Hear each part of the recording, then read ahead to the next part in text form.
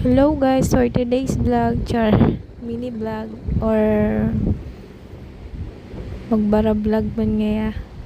Tama yung mantigigibo, Ayun nga yung papunta kami ng Tagaytay. So relaxing yung mga tanawin, nakakawala ng pagod kahit malayo. Galing pa nga pala kami niya na Pasig City. Ayan, habang papunta kami doon, nag-uusap kami dyan ng asawa ko. Pero hindi ko siya naintindihan Kasi medyo maano yung hangin. Kaya sabi ko na lang, ha? Nagbibideo ako Ganun lang yung sabi ko. Ayan na nga. Medyo malapit na pala kami dyan.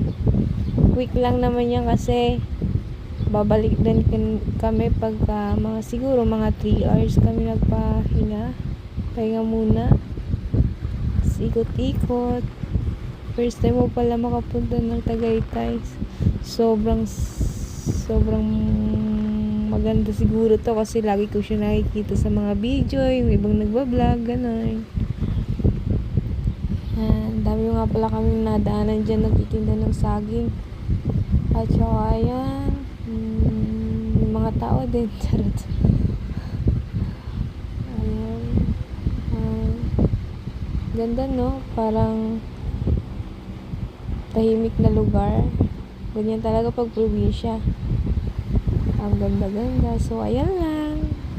Thank you sa pag-iintindi sa mga sinasabi ko. Charot.